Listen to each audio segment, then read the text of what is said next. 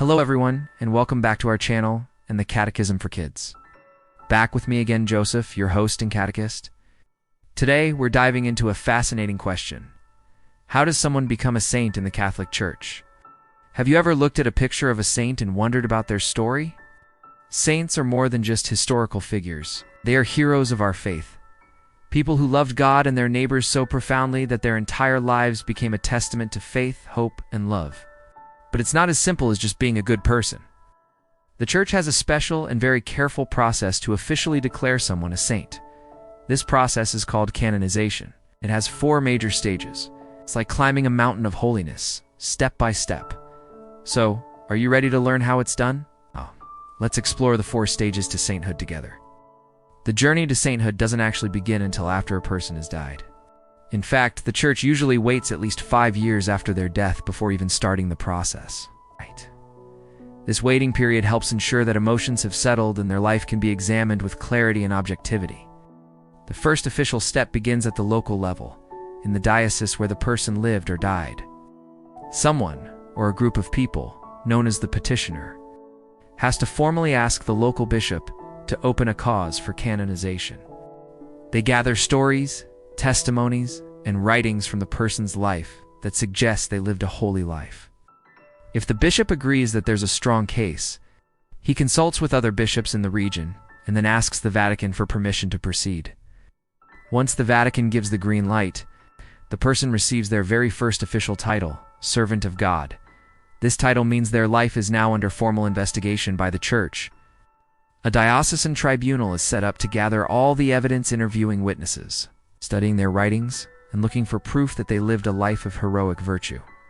This is a deep dive into their faith, hope, love, and how they lived out the gospel in an extraordinary way.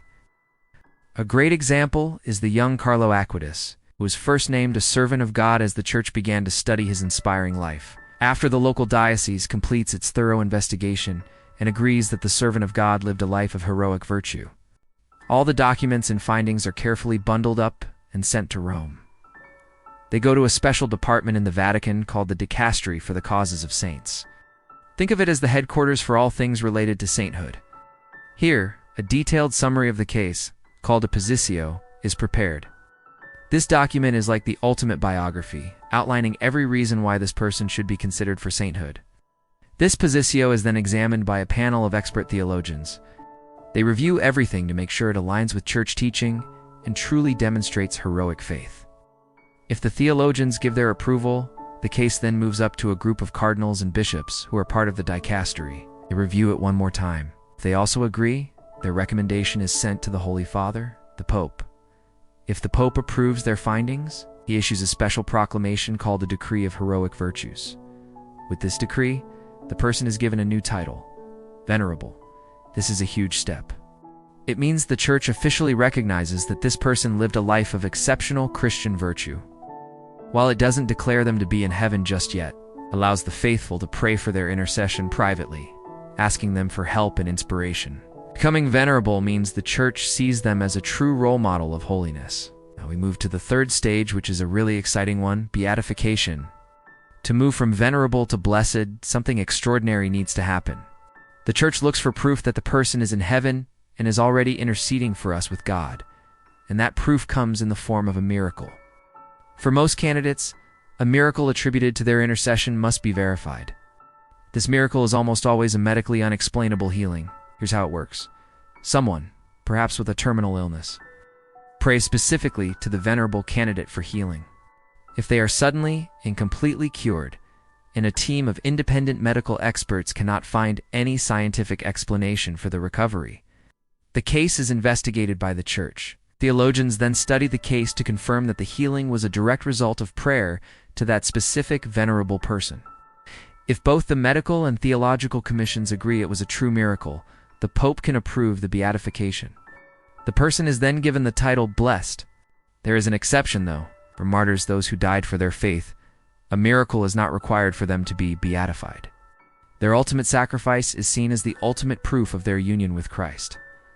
Once beatified, the person can be publicly venerated or honored, but usually only in their home diocese or their religious community. We have a wonderful modern example in Blessed Carlo Acutis. a teenager who loved the Eucharist so much, and he is now just canonized as a saint. Finally, we arrive at the fourth and final stage, sainthood. This is the moment the entire church has been waiting for. For a blessed person to be declared a saint, another miracle is required. This second miracle must occur after their beatification. The process for verifying the second miracle is just as rigorous and detailed as the first one. Medical experts and theologians must once again investigate and confirm that an inexplicable event, usually a healing, took place through the intercession of the blessed individual. For martyrs who are beatified without a miracle, this is when one verified miracle is required. Once this second miracle is investigated and approved by the dicastery for the causes of saints, the final decision rests with the Pope. When he gives his approval, a special ceremony called a Canonization Mass is scheduled, usually at the Vatican. During the ceremony, the Pope makes an infallible declaration that means it's a definitive and solemn teaching that the person is with God in heaven. He officially enrolls their name in the canon, which is the official list of saints. From that moment on, they are known as saint, and they can be venerated and prayed to by the universal church all around the world. A feast day is assigned for them in the church's calendar, and churches can be named in their honor. Canonization doesn't make someone a saint, God does that. Instead, it's the church's joyful and certain recognition that this person is a heavenly friend and a powerful role model for all of us on our own journey of faith. So, what can we take away from all this? First, saints are our heroes of faith and love, showing us what's possible when we live for God. Second, the church is incredibly careful in this process, taking years, even centuries, to study a person's life to be absolutely sure. And finally, God is still working miracles. The stories of saints prove that God's power and love are active in our world today, through the prayers of his friends in heaven. But the most important lesson is this: we are all called to be saints. The Bible tells us in 1 Peter, "Be holy, for I am holy." Sainthood isn't just for a chosen few. It's for you and for me. It's about loving God with all our hearts and loving our neighbors as ourselves, right where we are in our daily lives. The lives of the saints show us it's possible. Thank you so much for joining me today to learn about this beautiful process. I hope it inspires you on your own path to holiness. If you enjoyed this video and learned something new, please give it a thumbs up, and don't forget to subscribe and hit that notification bell so you won't miss our next video. God bless you, and remember, you are called to be a saint. See you next time, and take care, everyone.